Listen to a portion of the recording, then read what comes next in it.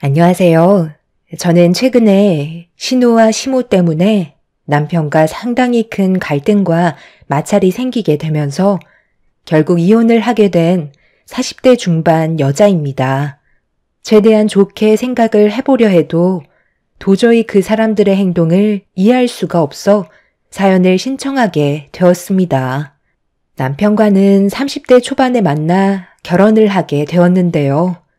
3년 전에 제가 그토록 바라던 청약에 당첨이 돼서 내 집 마련의 꿈이 실현되려 하고 있었죠. 그런데 이 소식을 듣게 된 시댁 집안 식구들이 이상한 말을 늘어놓기 시작했어요. 너무 황당하고 어이가 없어 시모가 물어보는 질문에 대답조차 하지 않았어요. 제가 아무런 반응이 없자 남편이 저를 툭툭 건들면서 시모가 물어보는 질문에 대답하라고 눈치를 주고 있었는데 왜 그렇게 해야 되는 건지 이해할 수 없어 남편을 노려봤지만 그런 저를 오히려 이상하게 쳐다보고 있었어요. 얘, 내 말 안 들리니? 너 청약에 당첨이 됐다면서. 너희들이 지금 살고 있는 집도 충분히 넓고 좋은데 굳이 거길 들어갈 필요는 없잖아. 그래서 나중에 입주할 때 내 딸도 그 시기에 맞춰서 결혼하면 딱 좋을 것 같아서 물어보는 건데 그게 그렇게 잘못된 거야? 대꾸도 안 할 정도로 기분이 상했니? 솔직히 기분이 좋지 않은 건 당연한 거잖아요. 입장을 바꿔놓고 생각을 해보세요. 요즘 청약이 있어도 내 집 마련하기가 쉬운 것도 아닌데 정말 신중히 결정하고 청약을 지원한 건데 그걸 왜 아가씨한테 넘겨줘야 하는지 이해가 안 돼서 아무 말도 하지 않고 있었는데 무슨 말을 듣고 싶으신 건데요? 제가 청약에 당첨이 된 거잖아요. 무슨 말을 하셔도 제 대답은 같을 수밖에 없어요. 지나가는 사람 붙잡고 얘기해 보세요. 어머님이 이상하다고 할걸요? 얘 말하는 것 좀 봐라. 그래서 지금 내가 부탁을 하는데도 받아들이기 싫다는 거야? 너희들은 젊었을 때부터 결혼해서 굳이 청약 필요 없어도 아무 집이나 들어가서 살 수 있을 만큼의 자본금이 있지만 내 딸 미연이는 결혼을 하고 싶어도 그쪽 집안도 준비가 덜 돼서 여러 가지로 어려움이 많은데 네가 어느 정도 양보만 해준다면 미연이도 결혼하는데 좀 더 여유롭게 생활할 수 있게 되는 거잖아. 가족이란 게 뭐야? 서로 어려울 때 도와주는 게 가족 아니니? 가족이요? 저희가 언제부터 가족 타령했었죠? 어머님, 말은 똑바로 하셔야죠. 저희가 지금 살고 있는 집 입주금이 좀 모자라서 그때 도와달라고 부탁하지 않았어요? 그런데 아가씨가 옆에서 자기 나중에 결혼할 때 필요한 자금이라면서 절대 빌려주지 말라고 난리 친 적 있었죠? 안 갚겠다는 것도 아니었고 저희 둘이 맞벌이 하고 있으니까 5천만 원 정도는 시간만 있으면 갚을 수 있는 돈인데도 그것조차 싫으셔서 저한테 등 돌리지 않으셨어요? 그때 저희가 대출도 너무 많이 받아서 어렵게 부탁드린 건데 충분히 도와줄 수 있다는 거 이 사람한테도 다 들었었는데 아가씨가 빌려주지 말라는 말에 두 귀를 닫으셨으면서 제가 청약 당첨되니까 이건 또 욕심 나시나 봐요. 무슨 말을 하셔도 달라지는 건 없으니까 청약 얘기는 그만하셨으면 좋겠어요. 이게 제가 드릴 수 있는 답변이네요. 어머, 새언니, 정말 너무한 거 아니에요? 그때도 제가 오죽 힘들었으면 그랬겠어요. 왜 빌려주지 말라고 했던 건데요? 그렇게 되면 저도 대출을 많이 받아야 하니까 그랬던 거죠. 지금 서로 자금이 없어서 결혼 못하고 있는 거 뻔히 알고 있잖아요. 집 문제만 해결돼도 정말 행복하게 살 수 있을 것 같은데 정말 안 되겠어요? 그 집은 너희들 직장에서 꽤 먼 곳 아니야? 지금 살고 있는 집이 직장과 거리가 가까우니까 그 근처로 이사한 건데 굳이 그쪽으로 갈 필요가 있겠어? 미연이는 네가 청약 당첨된 위치에서 직장이 코앞이라 여건도 딱 좋은데 이번에 결혼 선물로 주면 얼마나 좋겠니? 중도금은 내가 중간에서 해결해 줄 테니까 우리한테 분양권을 넘겨줬으면 좋겠다.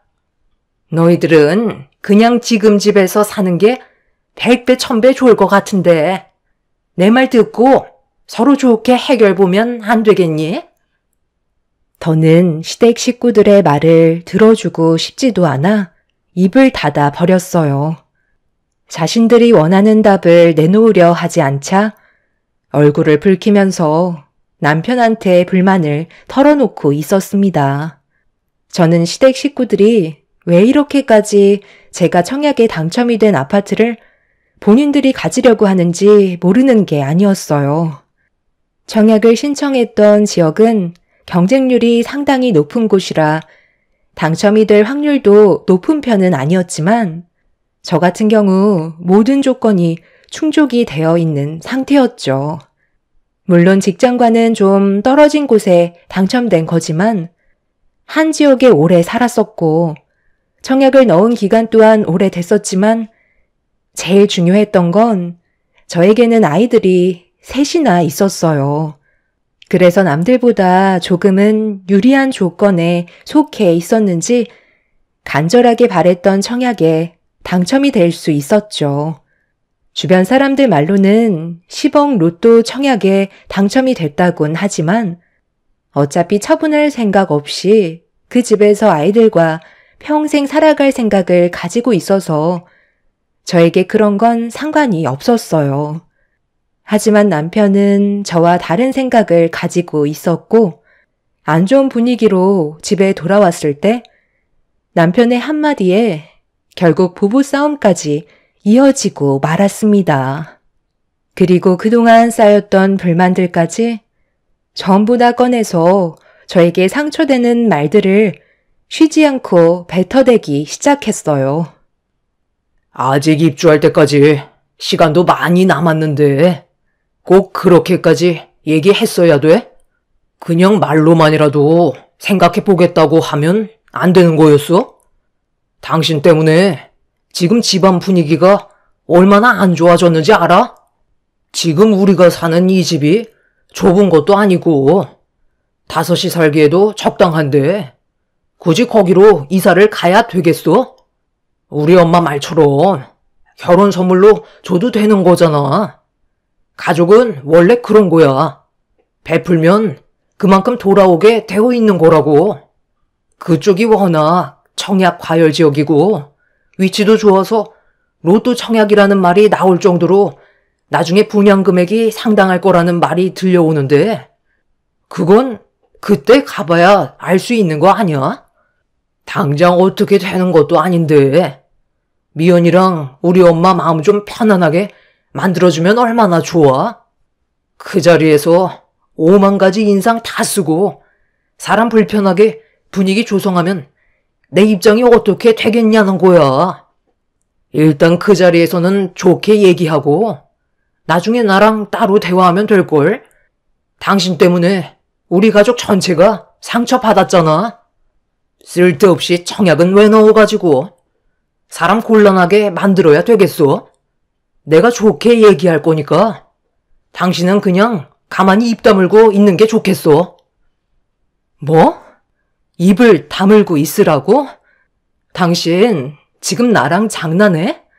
내가 그동안 힘들게 청약 넣고 이것저것 다 알아봐서 조사하고 당첨된 청약을 아가씨 결혼 선물로 주자는 게 말이 되냐고. 나는 우리 아이들이랑 좋은 집에서 살고 싶으니까 쓸데없이 괜한 말 하지 마. 그렇게 거기 살고 싶으면 본인이 청약 넣었으면 된 거 아니냐고. 그럼 알아. 추첨을 통해 당첨됐을지도 모르지. 확실하게 싫다는 의사 밝혔으니까 이제 그만 얘기해. 제가 잘못한 것도 없는데 저를 이상한 사람으로 몰아가는 남편도 이해할 수가 없었어요. 저와 아이들을 우선시 생각해야 되는 게 맞는 건데 남편은 시모와 신우의 말에 더 귀를 기울이고 있었죠. 신우가 결혼을 하고 싶어도 계속 결혼을 미루고 있었던 이유가 신우가 일하는 직장 근처로 집을 알아보고 있었는데 마땅치 않아서 계속 집 문제가 해결될 때까지 조금 더 시간을 가질 필요가 있다고 생각했던 것 같아요. 그런데 신우 직장 근처에는 집값이 상당한 가격으로 책정이 되어 있어서 여러 가지로 어려움을 겪고 있었습니다. 그렇다고 대출도 한계가 있었어요. 그러다 보니 결혼은 계속 미룰 수밖에 없었는데 제가 청약이 당첨되었다는 소식을 듣게 되자 신우가 당첨된 저희 집에서 살고 싶다는 말을 꺼내게 되었던 거죠. 시모도 신우가 결혼식을 계속 미루고 있다 보니까 신경이 많이 쓰여서 얘기한 것 같긴 하지만 상식적으로 누가 신우 결혼 선물로 청약이 당첨된 집을 넘겨주겠어요. 제가 살고 싶은 집인데 그걸 원한다는 것 자체가 말이 안 되는 거였죠. 하지만 시댁 식구들은 오히려 싫다고 반대하는 저를 이상하게 생각하고 있었습니다. 그때부터 남편과 저와의 사이에 금이 가기 시작했어요. 그리고 좀처럼 서로에 대한 감정을 좋게 해결할 수가 없었습니다. 이런 식의 갈등이 지속되기 시작하자 아이들이 보는 앞에서도 자주 싸우게 되는 모습을 보여주게 되면서 저희 가정은 점점 위태로워지고 있었습니다. 저는 그저 좀 더 좋은 환경에서 아이들을 키우고 싶은 마음에 청약을 신청했던 거고 남편도 괜찮을 것 같다고 해서 결정한 건데 전혀 예상하지 못한 일들이 눈앞에 펼쳐지니 어떻게 해결을 봐야 할지 모르겠더라고요. 가족들에게 축하를 받게 될 줄 알았지 분노를 사게 될 줄은 정말 꿈에도 몰랐습니다. 그렇게 냉기가 흐르는 관계 속에 불편함을 가지고 시모가 부르셔서 주말에 어쩔 수 없이 시댁에 들리게 됐는데 거실에 앉아있던 신우가 저를 노려보면서 한마디 툭 던지는 순간 들어오자마자 결국 저도 참아왔던 감정을 터뜨리고 말았어요. 어머, 가족은 생각은 하나도 안 하고 혼자만 잘 먹고 잘 살려는 이기적인 언니 왔어요? 엄마, 저는 이제 그만 나가요. 올케 언니 얼굴 보고 싶지가 않아서요. 아가씨, 지금 뭐라고 했어요? 아무리 불만이 좀 있어도 윗사람한테 그런 식으로 버릇없이 말을 하면 되겠어요? 내가 뭘 잘못했길래 이런 취급을 받아야 하죠? 너도 참 틀린 말 한 것도 아닌데 왜 이렇게 흥분하고 그래? 오늘 확실하게 얘기 좀 해보고 싶어서 얼굴 좀 보자고 한 거다. 너 청약 당첨된 집에 들어가서 살 거니? 들어가서 살고 싶으니까 청약 신청한 거 아니겠어요? 똑같은 말 반복하고 싶지 않아요. 저는 아이들과 그 집에 들어갈 거고 아가씨한테 줄 생각 전혀 없어요. 그래? 그럼 오늘 너는 이 시간 이후로 내 며느리가 아니다. 무슨 뜻인지 알지? 서로 얼굴 볼 필요 없다는 거야. 중간에서 괴로워하는 내 아들 얼굴 보는 것도 나 또한 힘드니까 나도 이제 그만하고 싶다. 이런 식으로 서로 얼굴 붉히면서 살아봤자 뭐 하겠어? 혼자만 생각하는 이기적인 며느리 나도 보고 싶지 않다. 아, 그래요? 그건 제가 바라는 거였는데 먼저 말씀해 주셔서 정말 감사합니다. 오늘 여기 오는 것도 진절이 나게 싫었거든요. 말이 통하지도 않는 사람들과 함께 살아간다는 게 얼마나 고통스러운 일인지 이번에 뼈저리게 느꼈어요. 그럼 볼일 끝난 거죠?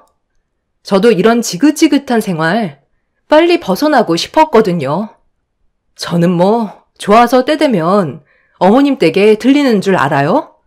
그동안 제가 말을 안 하고 참아왔는데 명절 때만 되면 온갖 잡일 저한테 다 시키고 힘들게 음식 만들고 있는데 자리 깔고 앉아서 가족이라고 도와주지도 않고 입에만 밀어넣고 있는 아가씨가 정말 마음에 안 들었거든요. 큰일이 있을 때만 가족이 아니라 작은 일에도 신경 쓰고 서로 돕는 게 가족 아닌가요? 본인들이 원하는 걸 해주지 않았을 때는 가족이 아니라고 얘기하는 것 자체가 잘못된 거죠. 그리고 아무리 가족이라고 해도 해결해 줄 수 없는 것들도 있는 거예요.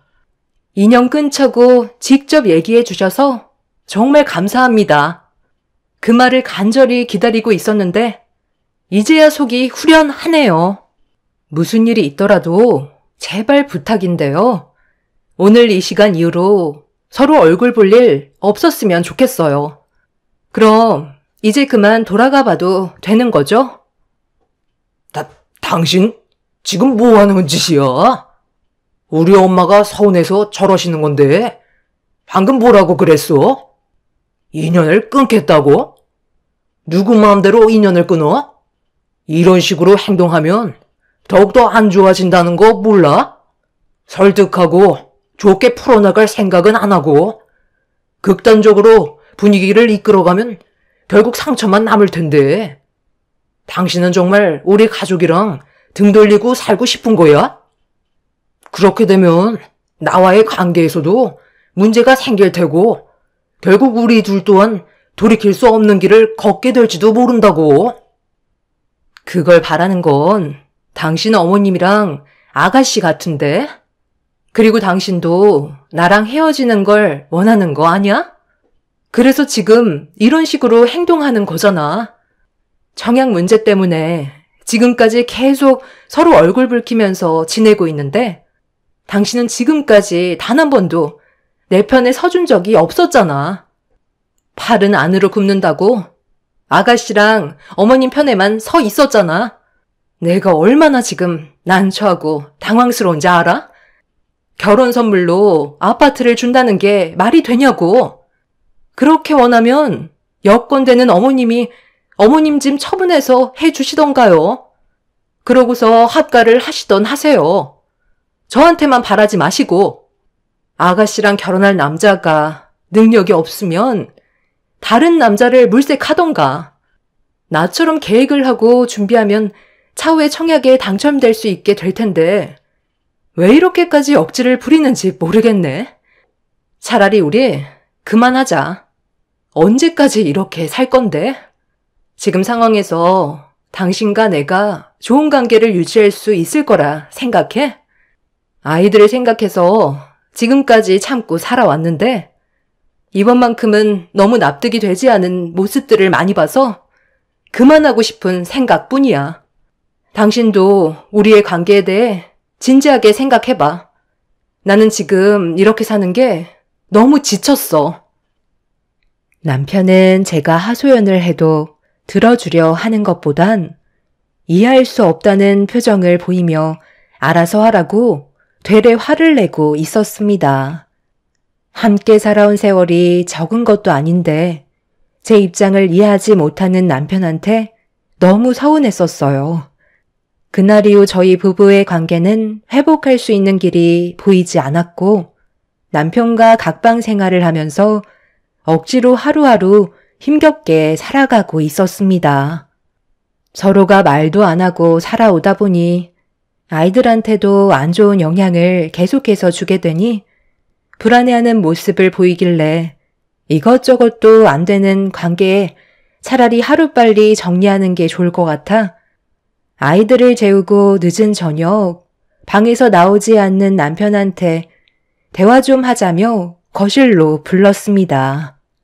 억지로 거실로 나온 남편은 이제는 제 얼굴조차 보고 싶지 않다는 듯 쳐다도 안 보고 있었지만 할 말은 해야 했어요.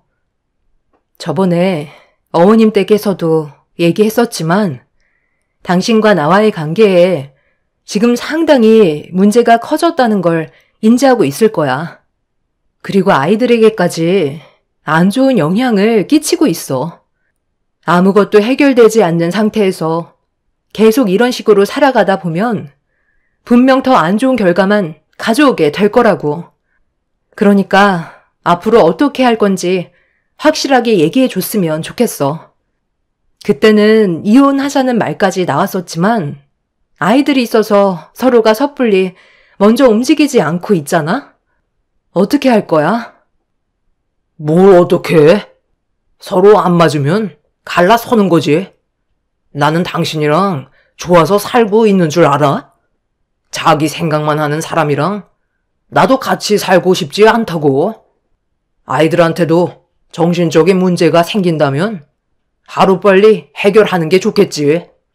차라리 그냥 이혼하는 걸로 하자. 나도 더 이상 당신한테 미련 없고 감정도 없으니까 따로 사는 게 좋을 것 같아. 어차피 아이들도 클만큼 컸기 때문에 그게 문제될 거 없잖아. 각자 먹고 살 정도는 벌고 있으니 이혼해도 큰 문제 없을 테고 당신은 청약 당첨된 집에서 아이들 키우면서 살면 되니까 훨씬 편하겠지. 이 말을 듣고 싶어서 지금 나를 거실로 부른 거잖아. 이왕 말 나온 김에 최대한 빨리 이혼하고 갈라서는 게 좋겠다. 나도 이제 내 인생 살고 싶어. 같이 살아보니까 서로 안 맞는 부분들이 너무 많았던 것 같아. 내일 바로 도장 찍으러 가지. 남편은 저와의 관계를 최대한 빨리 정리하고 싶어 했어요. 결국 저희는 이혼을 하기 위해 서류를 준비했고 최대한 서로 얼굴 붉히지 않는 선에서 해결하길 원했습니다. 남편도 갈라서는 마당에 더는 얼굴을 붉히고 싶지 않았는지 최대한 좋은 쪽으로 합의 이혼을 하기로 이야기가 끝난 상태에서 약속된 날짜에 가정법정에서 만나기로 했어요. 그런데 그날 저는 남편과 이혼을 할 수 없게 되었고 최근까지 시간을 끌어오고 말았죠. 남편이 공장에서 생산직 일을 하다가 자동화 기계에 손이 말려 들어가면서 크게 다쳤다는 소식을 듣게 되었고 병원에서 치료를 받고 있다는 말에 급하게 수술실로 달려갔어요. 그런데 이 소식을 먼저 들으셨는지 시모가 오열을 하고 계셨고 옆에서 눈물을 흘리고 있던 신우가 저를 보더니 소리를 지르면서 화를 내기 시작했어요. 그리고 오열을 하고 계셨던 시모가 저에게 다가와 제 뺨에 손을 올리면서 머리채를 잡더니 남편이 사고가 난 게 전부 다 제 탓이라면서 병원이 떠나갈 정도로 난리를 치셨어요. 이게 다 너 때문이다. 내 아들이 얼마나 신경 쓸 일이 많았으면 사고가 났겠어. 오늘 이혼하려고 약속이 잡혀 있었다며. 내 아들 생산직에서 일을 하는 거 몰라? 시간 내는 게 얼마나 힘든데. 너랑 이혼하려고 그 시간 빼기 위해 정신없이 움직이다가 사고가 난 거잖아. 이 모든 게 다 너 때문에 일어난 일이니까 평생 죄인처럼 내 아들 책임지고 살아야 될 거다. 이혼? 너 입에서 한 번만 더 이혼 얘기가 나오기만 하면 그땐 뼈도 못 추릴 정도로 가만두지 않을 거야. 언니가 그냥 나한테 나중에 분양권 넘겨줬으면 이런 일도 없었을 거 아니에요? 고집만 부리지 않았다면 우리 가족은 행복하게 웃으면서 지낼 수 있었을 거라고요. 아니 세상에, 이게 왜 전부 제 탓이라는 거죠? 저는 가만히 있었는데 먼저 시작한 게 누군데요? 어머님이랑 아가씨 아니에요? 제가 청약에 당첨돼서 아이들과 그이랑 행복하게 살려는 계획을 가지고 있었는데 아가씨가 결혼 선물로 달라는 억지를 부렸잖아요. 어느 누가 선물로 아파트를 넘겨줄 수가 있어요? 능력이 안 되면 그거에 맞게 살면 되는 거지. 눈만 높아서는 새 집은 가지고 싶었나 봐요. 아가씨가 먼저 이런 얘기를 꺼내지 않았다면 절대 이런 일은 생기지 않았을 거라고요. 뭐야? 너 지금 내 딸한테 뭐라고 그랬어? 가족이면 서로 돕기도 하고 손해보기도 하는 거지? 이제 결혼해서 시작해보려는 내 딸한테 그런 식으로 매몰차게 행동한 게 잘했다는 거야? 네가 청약 신청만 하지 않았다면 애초에 내 딸이 그런 말은 꺼내지도 않았을 거다. 너는 평생 죄인처럼 살아야 될 거야. 시모는 흥분을 가라앉히지 못한 채 달려들었고 주변 사람들이 말려준 덕분에 시모와 떨어질 수 있었습니다. 서로의 감정이 격해진 상태라 험한 말이 계속해서 오고 갔어요. 그렇게 몇 시간이 지난 뒤 남편은 수술실에서 나왔지만 상태가 많이 안 좋아 보였습니다. 그동안 함께했던 정이 있어서 그런지 저도 마음이 너무 안 좋았어요. 병실로 옮겨진 남편한테 가까이 다가가 팔 상태를 확인해 보고 싶었지만 시모와 신호가 절대로 들어오지 말라는 말에 멀리에서 지켜볼 수밖에 없었습니다. 의사의 말로는 롤링에 팔이 빨려 들어가면서 뼈가 전부 다 으스러져 수술하는데 상당히 어려운 부분들이 많았었고 회복을 한다 해도 평생 후유장애를 가지고 살아야 된다는 충격적인 말을 듣게 되었죠. 최선을 다해 수술을 했지만 오른쪽 팔을 아예 사용할 수 없을지도 모른다고 경과를 지켜봐야 된다는 추가적인 내용도 알려주셨습니다. 시모와 신우는 마취에 깨어나지 못하고 있는 남편을 보며 오열을 하고 있었어요. 앞이 캄캄할 정도로 남편과의 문제를 어떻게 해결해야 될지 몰랐습니다. 그렇게 며칠 동안 멀리에서 남편의 상태를 지켜보고 있었는데 조금 기력이 회복한 남편이 들어오지 못하는 저를 병실 안으로 불렀어요. 시모와 신우는 제 얼굴 볼 필요 없다며 접근하길 꺼려 했지만 남편은 저보고 가까이 오라며 손짓을 하고 있었습니다.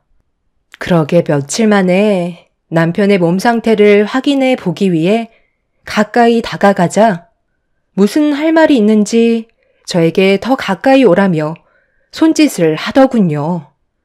그래서 고개를 숙여 남편이 무슨 말을 하려는지 듣기 위해 좀 더 가까이 다가가는 순간 남편은 왼쪽 손으로 제 뺨을 사정없이 내려쳤고 너무 놀란 저는 뒤로 넘어지고 말았습니다. 이게 다 너 때문이야. 쓸데없이 청약을 넣어서는 집안 전체가 휘청거리고 있잖아. 내 오른팔 어쩔 거야? 감각도 없고 손가락 하나 까딱할 수 없다고. 너만 아니었으면 나는 이렇게 살지도 않았어. 이혼? 내 몸이 이런데 내가 이혼해줄 것 같아? 평생 당신 등에 빨대 꽂고 살 테니까 당신은 쥐죽은 듯이 살아. 그리고 청약 당첨된 거 내 동생한테 분양권 넘겨줘. 알겠어? 그렇게 하지 않으면 평생 동안 당신을 못 살게 굴 거고 살고 싶지 않을 만큼 괴롭게 만들 테니 각오해. 남편한테 뺨을 허용하게 된 순간 모든 것들이 무너져 내렸어요. 하지만 남편의 말대로 제가 괜히 청약을 넣어서 이런 안 좋은 상황까지 오게 된 것 같아 죄책감에 아무 말도 할 수가 없었습니다. 남편은 한쪽 팔을 움직이기 위해 끊임없이 재활 치료를 했었지만 노력을 해도 팔은 좀처럼 돌아오지 않았고 손가락 하나 까딱하지 않자 의사는 평생 장애를 겪고 살아야 한다는 진단을 내리게 되었어요. 이렇게 된 게 저에게도 책임이 있는 것 같아 이혼은 생각조차 못하고 있었어요. 그리고 남편한테 온갖 시달림을 당하면서 힘겹게 살아오고 있었죠. 남편의 팔에 문제가 생기게 되면서 집에서 단 한 번도 나가지 않던 남편은 자신의 팔을 보며 현실을 받아들이지 못했고 그런 아픔을 잊어버리기 위해 술에 의존해 오면서 살아가고 있었습니다. 그리고 아이들을 대하는 행동들 또한 심각할 정도로 거칠어져서 안전을 위해 친정에서 아이들을 돌보며 힘겨운 삶을 살아가고 있었어요. 그렇게 힘겨운 날들을 버티면서 지내오다 보니 어느새 청약에 당첨된 아파트 입주날이 다가오자 시댁 식구들은 기회를 놓치지 않고 저에게 당연하다는 듯 요구를 하기 시작했어요. 약속대로 내 동생한테 분양권 넘겨줘. 그리고 언제까지 아이들은 장모님 집에 놔둘 거야?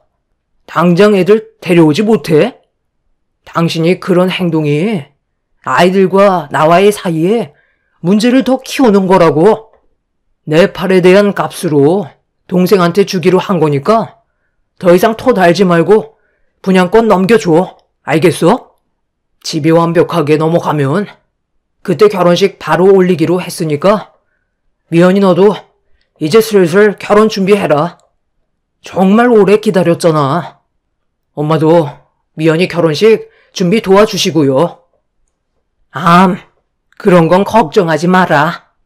엄마가 다 알아서 할 테니까 너는 몸이나 신경 써. 부동산에도 매물들이 꽤 나왔더구만. 벌써 분양가가 10억 넘게 잡혀 있던데. 저는 그렇게 할 수 없을 것 같아요. 그 집에서 살고 싶은 마음 없어요. 그래서 저도 부동산에 내놨어요. 제가 청약 당첨된 집인데 들어가지도 못하고 온갖 욕은 다 얻어먹으면서 지금까지 살아왔는데 아가씨한테만 좋은 일 시키는 거잖아요. 차라리 그냥 다른 집에서 사는 게 좋겠어요. 그 집은 원하시면 부동산에서 알아보세요. 매물 많이 나왔다면서요. 저희 집도 처분하려고 내놨으니까 제대로 된 절차 밟으셔서 금액 지불하시고 들어가시면 되겠네요. 너 지금 뭐 하자는 거야? 그 집을 왜 부동산에 내놔? 앞으로 집값이 계속해서 오를 수 있다고 하던데 그걸 내놓으면 어쩌자는 거야? 지금 반항하는 거니? 저는 할 만큼 했어요.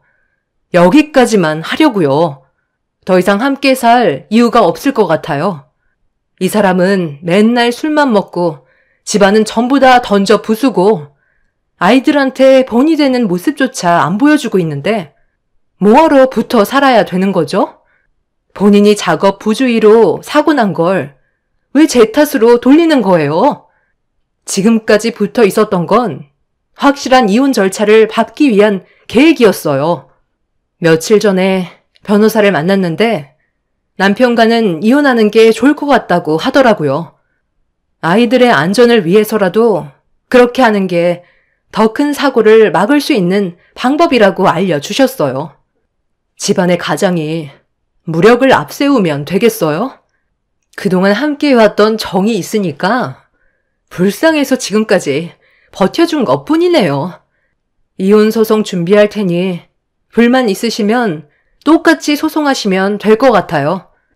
그럼 저는 먼저 일어나 보도록 하겠습니다. 남편은 뭐 하는 짓이냐고 저에게 소리를 질렀고 시모와 신우 또한 난리를 쳤지만 저는 이미 마음을 굳혔기 때문에 더 이상 시간을 끌고 싶지 않았습니다. 남편이 팔을 다쳤을 때 정말 저 때문에 일어난 일인 것 같아 미안한 마음 때문에 옆에 잠시 머물러주면서 정상적인 생활이 가능하게끔 재활치료를 도와주고 싶었지만 남편은 살고자 하는 의지가 보이지 않았어요. 3년이라는 시간 동안 저를 너무 힘들게 만들었었죠. 아이들 또한 아빠가 무섭다며 얼굴조차 보려 하지 않는데 더 이상의 가족이 무슨 소용이 있겠어요. 그래서 다시 한번 이혼을 결심했고 저는 이혼 소송으로 남편과의 관계를 끝낼 수 있었습니다. 뒤늦게야 시모는 본인이 남편을 걷어들여야 한다는 걸 알게 되면서 저에게 미안하다고 다시 예전처럼 좋은 관계를 유지하고 싶다고 했지만 이미 더 이상 돌이킬 수 없는 강을 건넜기 때문에 미련조차 두지 않았어요. 그렇게 저는 현재 아이들과 부모님 집 근처에 자리를 잡아 살고 있습니다. 청약 당첨이 돼서 좋은 집에 입주하고 싶은 꿈이 무너졌지만 그 집에 억지로 들어가서 산다 해도 저에게 안 좋은 기억만 계속해서 떠오를 것 같아 처분할 생각을 할까 합니다. 저와 부모님이 도와주셔서 힘들게 중도금을 납부하는 동안 남편은 단 한 번도 집에 대한 기여도를 한 적도 없었을 뿐더러 도와주지도 않았기 때문에 그 집은 온전히 제 몫이라 이혼을 하면서 그동안 함께 벌어 모았던 돈에 대해서만 재산 분할을 하게 되었어요. 제가 처분하려 하자 부모님께서는 청약 당첨된 집을 너무 이르게 처분하는 걸 수도 있으니 일단 가지고 있는 게 좋을 것 같다는 의견을 주셨어요. 더 많은 시세 차익을 올릴 수 있을 것 같다고 해서 어떻게 할지 고민 중이네요. 지긋지긋했던 시댁 생활 청산했으니 앞으로 저희 가족에게는 좋은 일들만 펼쳐졌으면 좋겠어요. 제 사연 들어주신 분들 감사합니다. 안녕하세요. 저는 40대 초반 여자입니다. 최근에 정말 어이없는 일들이 눈앞에 펼쳐져서 사연을 신청하게 됐습니다. 작년에 남편과 이혼을 했어요. 이유는 저 말고 다른 여자와 바람을 피워서 위자료 받고 각자 갈 길을 가게 됐었죠. 그때 당시 저에게는 상상조차 하지 못했던 일들이라 하늘이 무너져 내리는 것만 같은 충격적인 상황을 겪었던 터라 한동안 아무것도 할 수가 없었습니다. 저와 결혼 생활하는 동안 3년을 숨기며 살아왔었다는 거에 엄청난 배신감이 찾아왔었죠. 제가 할 수 있는 건 이혼밖에 없었지만 언젠가 남편과 상간녀가 제가 받은 상처만큼 그들 또한 그대로 받길 간절히 바랐었어요. 그런데 제 바람이 이루어진 건지 어느 날 부동산 일을 하고 있던 저에게 한 손님이 찾아오면서 온몸에 소름이 돋고 말았습니다. 처음에는 일반 손님인 줄 알았어요. 그런데 손님을 응대하기 위해 대화를 주고받다가 아들 신혼집을 마련해 주기 위해 청담동 쪽에 70평택 주택 매물을 확인해 보고 싶다는 말씀을 하셨었죠. 원하시는 매물이 확인된 게 없던 터라 그 이상이거나 이하의 매물만 있다고 설명을 드리면서 손님이 원하시는 주택이 나올 때까지 괜찮은 매물 몇 개 정도 소개해 드린 뒤 다시 부동산으로 돌아와 차 한잔 하면서 손님이 어떤 생각을 가지고 계시는지 대화를 이어가고 있었는데 한숨을 쉬면서 이번에 참한 교사 며느리를 보게 됐는데 인성도 바르고 집안도 나쁘지 않아서 자기 아들과 아주 잘 어울린다고 자랑을 하시더니 얼굴 한번 보겠냐는 손님의 말에 저도 손님의 핸드폰 속에 있던 사진을 확인해 보게 되었었죠. 그렇게 손님의 핸드폰을 건네받은 순간 저는 입을 다물지 못했었네요. 사진 속에 있던 인물은 1년 전에 저희 남편과 바람을 피웠던 상간녀였던 거죠. 제 반응이 궁금하셨던 손님은 원하시는 대답을 듣기 위해 어떤 거 같냐고 재촉하시면서 물어보시길래 정말 참하게 생긴 것 같다고 놀란 가슴 진정시키며 어색한 미소로 손님이 원하시는 대답으로 대화를 풀어 나갔습니다. 그때부터 상간녀의 예비 시모는 기분이 좋아지셔서 입에 모터를 단 것 마냥 상간녀를 아낌없이 칭찬하기 시작했어요. 그러면서 본인이 왜 70평대 신혼집으로 알아보는 이유를 알겠냐면서 좋은 며느리를 들일수록 그만한 대우를 해줘야 한다고 괜찮은 매물이 나오면 다시 연락달라면서 조만간 다시 얼굴 보고 얘기하자며 집으로 돌아가셨어요. 상당히 큰 충격을 받은 저는 다리에 힘이 풀려 의자에 털썩 주저앉았었죠. 상간녀는 작년에 남편과 평생을 함께 하겠다며 가정을 풍비박산 내놓고 1년 만에 남편이 아닌 상당한 재력가 집안을 물어서 새살림을 차리려 했다는 거에 어이가 없었습니다. 그날 퇴근하고 집으로 돌아가는 동안 정말 많은 생각을 했었죠. 상간녀를 어떻게 처리를 하면 좋을지 상당히 많은 고민을 했었습니다. 저는 상간녀가 전 남편과 어디에서 살고 있는지 알고 있기 때문에 어떤 상황인지 확인이나 해보려고 상간녀 집 앞에 차를 주차한 뒤에 시동을 끄고 주변을 살피면서 집 안에도 불이 꺼져 있는 상간녀의 주택을 멍하니 바라보고 있었습니다. 그렇게 한참 동안 상간녀의 집 앞을 멍하니 바라보고 있는데 이게 뭐 하는 건가 싶더라고요. 어차피 전 남편과도 이혼을 했고 이제 더 이상 신경 쓰지 않아도 되는 사람인데 뭐가 미련이 남아서 상간녀 집 근처에 차를 세워두고 주변을 살피는 건지 제가 참 한심해 보였었죠.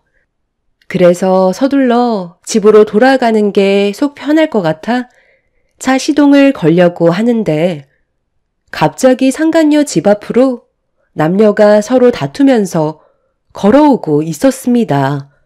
저는 순간적으로 몸을 숨긴 다음 그 사람들을 바라봤어요. 이건 우리는 이제 끝이라니까? 언제까지 질척거릴 건데?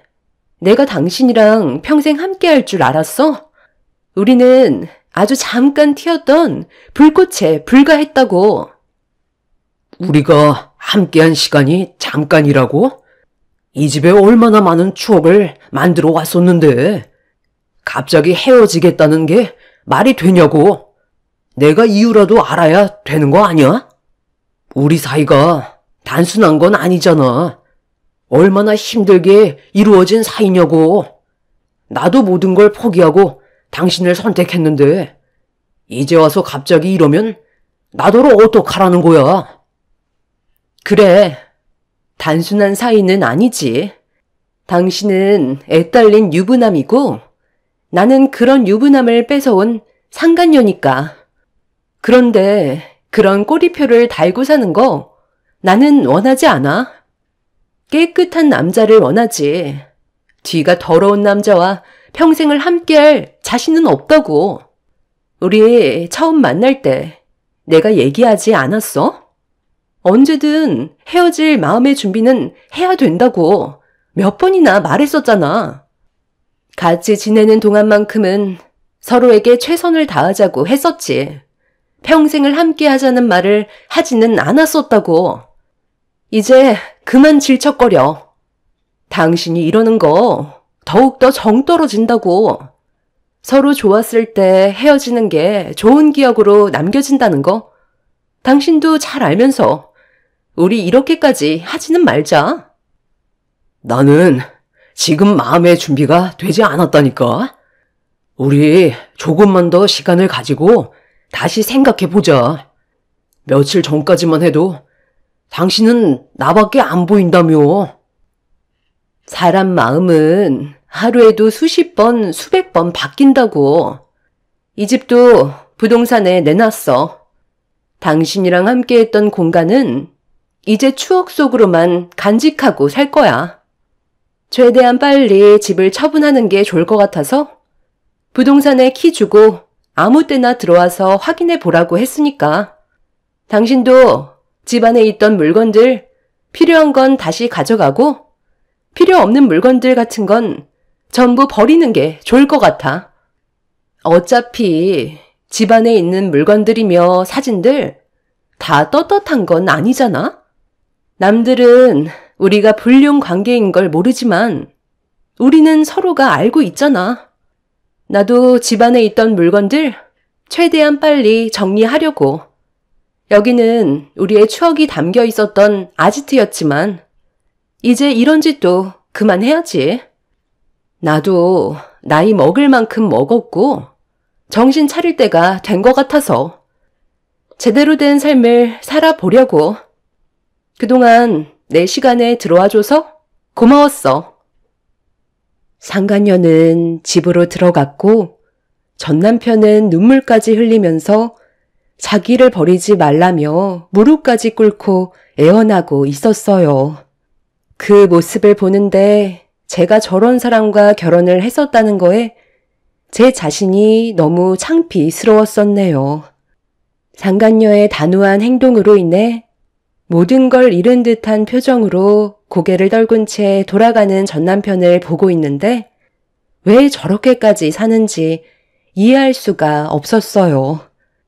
저에게 상처 주고 잘 먹고 잘 살겠다던 그 사람이 상간녀에게 버림받은 모습을 보니까 제 속이 다 시원했었습니다. 조금이라도 제가 느꼈던 아픔들을 그 사람도 느꼈으면 좋겠다고 생각했었죠. 그렇게 멀리 사라져가는 전 남편을 한참 동안 바라본 뒤 상간녀 집에 불이 꺼지는 것까지 확인하고 저는 집으로 돌아오게 되었어요. 예상했던 대로 상간녀는 재력 있는 집안에 시집을 가기 위해 전 남편과의 관계를 끊어낼 생각을 가지고 있었던 걸 알 수 있었고 그런 모습을 보고 있던 저는 상간녀가 무너지는 걸 꼭 확인하고 싶었습니다. 그렇게 많은 생각을 하면서 집으로 돌아오니 저희 엄마는 아이들을 재웠는지 방에서 막 나오셨어요. 남편과 이혼을 한 뒤 제가 항상 우울해하는 모습을 보이자 엄마는 그날도 별일 없었는지 물어보셨죠. 한동안 많이 힘들었었지만 그날만큼은 제가 받았던 상처들이 어느 정도는 씻어 내려가는 것 같아 오래간만에 얼굴에 미소가 띄어졌고 그런 저를 바라보시던 엄마는 제가 점점 이상하게 변해가는 것 같다면서 병원에 좀 가봐야 하는 거 아니냐고 걱정스러운 얼굴로 저를 바라보셨어요. 저는 엄마와 오래간만에 맥주를 마시면서 좀 전에 있었던 상황에 대해 말씀드렸고 엄마는 제 말에 경악을 하더니 하루 만에 벌어진 일들에 대해 믿을 수 없다는 표정으로 저를 바라보셨죠. 엄마는 전 남편이 당해도 싸다면서 상간녀도 절대 용서하지 말라고 오히려 저보다 더 흥분하셔서는 아이들이 자고 있는 모습을 볼 때면 너무 마음이 아프다고 상간녀는 꼭 벌을 받았으면 좋겠다는 말을 하셨습니다. 저 또한 상간녀가 행복하게 결혼식까지 가는 건 원하지 않고 있었어요. 제가 살아있는 동안 상간녀가 행복한 삶을 사는 건 두 눈 뜨고 절대 보고 싶지 않았기 때문에 무조건 무너뜨리고 싶었었네요. 그런데 며칠 뒤 평소처럼 아이들 학교를 보낸 뒤 부동산 일을 시작하기 위해 문을 열고 청소를 하고 있었는데 전 남편이 예고도 없이 찾아왔어요. 별로 대화를 섞고 싶지 않아 무시하자 먼저 말을 붙여왔습니다. 내가 너무 아침 일찍 찾아왔지? 할 말이 있어서 왔는데 잠깐 시간 좀 내줄 수 있어? 당신이 나를 용서해주지 않을 거라는 거 나도 잘 알고 있어. 그런데 이렇게 살다 보니까 내가 뭐 하는 건가 싶더라고. 무엇을 위해 이렇게까지 했는지 너무 후회가 밀려와서 다시 바로잡고 싶었어. 당신은 나를 용서해주고 싶지 않겠지만 마지막으로 한 번만 기회를 주면 안 될까? 애들도 보고 싶고 다시 예전처럼 행복했던 삶으로 돌아가고 싶어. 내가 정말 잘못했어. 이미 이혼 서류에 도장 찍고 서로 남남이 됐는데 이제 와서 뭘 되돌리고 싶다는 거야? 당신이랑 나는 이미 끝난 사이 아니야? 이혼할 때 나한테 뭐라고 그랬어? 나한테 돌아올 일 절대 없을 거라고 웃으면서 내 앞에서 상간녀 손잡고 떠났었잖아. 내가 그때 얼마나 큰 상처를 받았는지 알아? 그런데 이혼한 지 1년 만에 내 앞에 나타나서 갑자기 나랑 다시 시작하겠다고 하면 내가 무슨 말이 나올 것 같은데? 그때 친권 포기 각서까지 쓰고 모든 걸 다 포기한 사람이 이제 와서 되돌리고 싶다고? 당신은 나랑 이혼하기 전까지 충분히 바로잡을 수 있는 시간이 상당히 많이 있었어. 내가 당신 다리 붙잡고 아이들을 위해서라도 돌아와 달라고 몇 번이나 부탁했었던 거 잊었지? 그런데도 나를 뿌리치고 상간녀한테 달려가 놓고 이제 와서 이러는 이유가 뭔데? 그 여자랑 헤어지기라도 했니? 그래서 만날 여자가 없으니까 아쉬운 대로 나라도 끼고 살아야 될 것 같아? 절대 받아줄 일 없으니까 아침부터 기분 잡치게 하지 말고 당장 내 눈앞에서 사라져. 내가 어떻게 하면 받아줄래?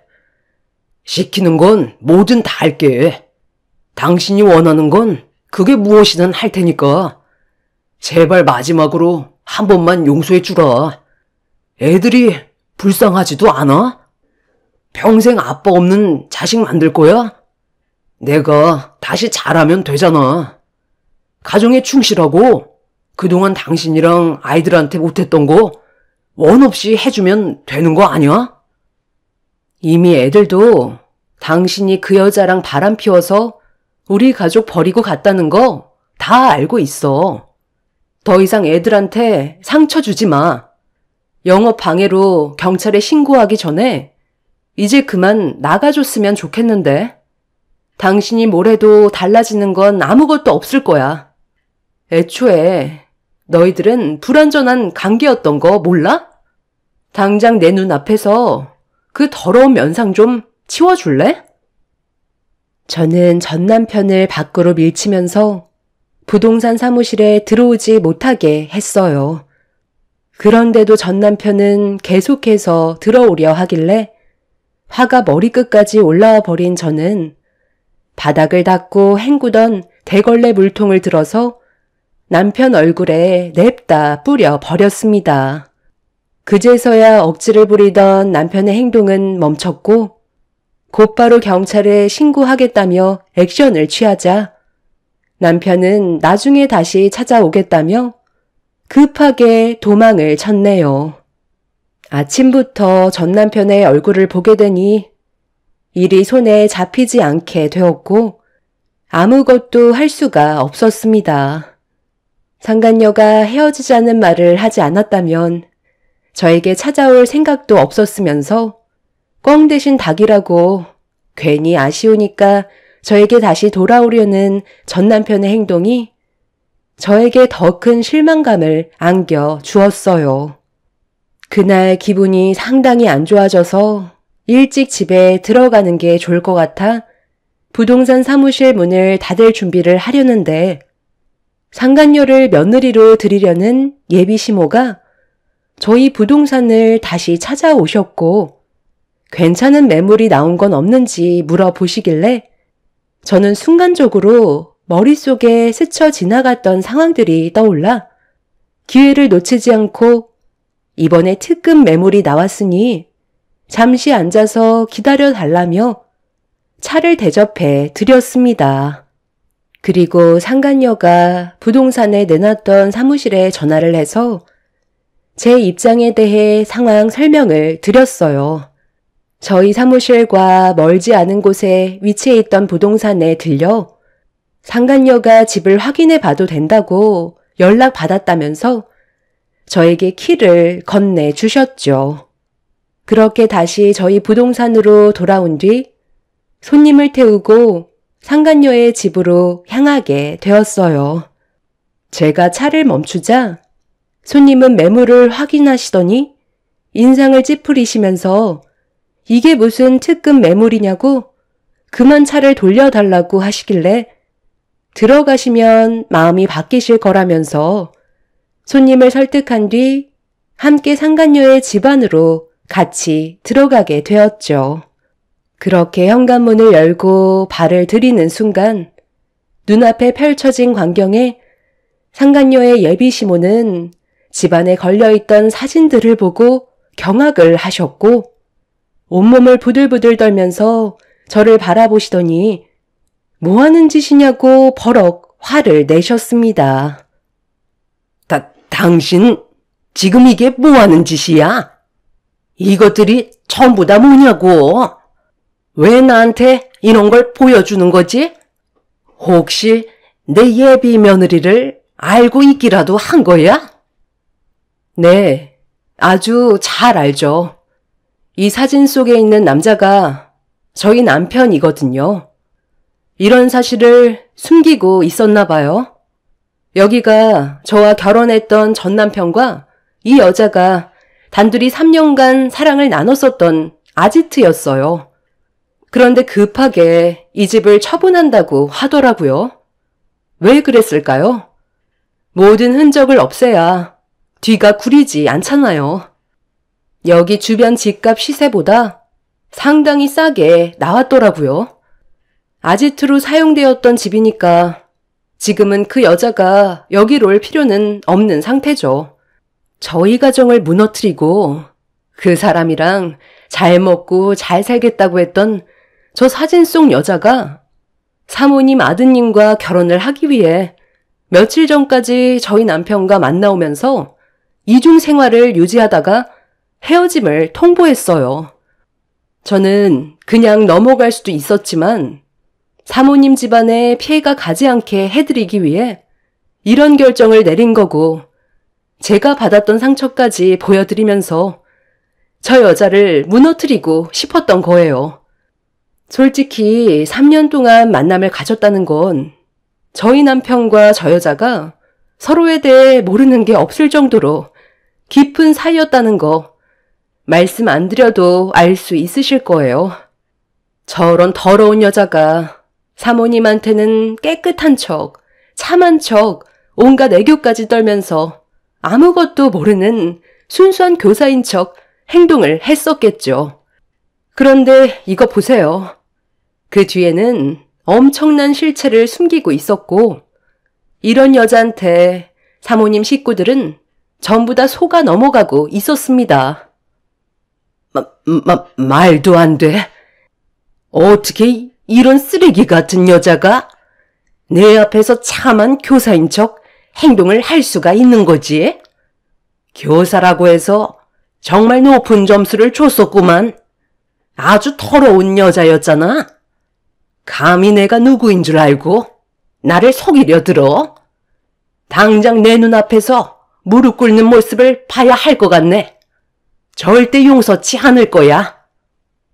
상간녀의 예비 시모는 바로 어딘가에 전화를 걸었어요. 그리고 수화기에서 울려 퍼지는 목소리는 상간녀의 애교 섞인 목소리였지만 바로 튀어오라는 한마디에 상간녀는 발등에 불이 떨어졌다는 걸 인지했는지 순식간에 현관문을 열고 숨을 헐떡이며 들어왔죠. 1차적으로 제 얼굴을 보고 경악한 상간녀는 최대한 침착하게 행동하려고 머리를 굴리는 모습이 눈에 들어왔어요. 상간녀는 예비 시모한테 90도로 인사를 드린 뒤 전부 다 설명드리겠다는 말을 꺼내자 사모님은 상간녀의 말을 들어보기도 전에 뺨을 올려 붙인 뒤 절대 용서할 수 없다며 사람 잘못 건드렸다고 분노를 억누르지 못하고 계셨습니다. 제가 다 설명할게요. 그러니 일단 침착하세요. 이건 저 여자가 전부 다 계획한 거라고요. 저는 사진 속에 있던 남자 전혀 모르는 사이라니까요.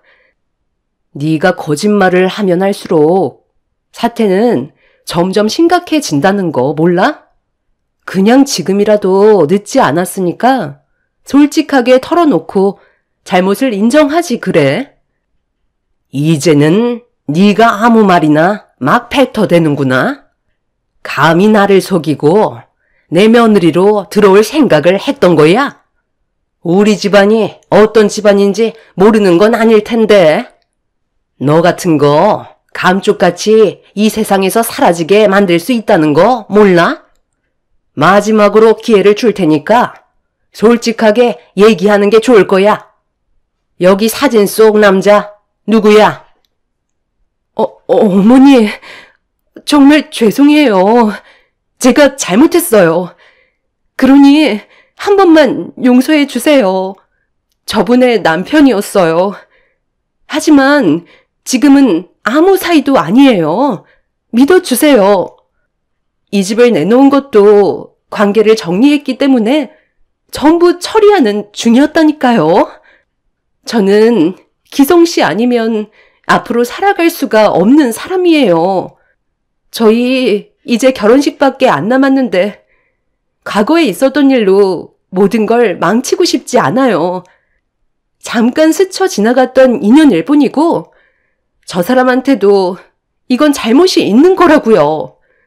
저 여자가 자기 남편 간수 못해서 이런 상황이 온 걸 지금 제 탓으로 돌리고 있는 중이라니까요. 제가 어머니한테 얼마나 잘하는지 아시잖아요.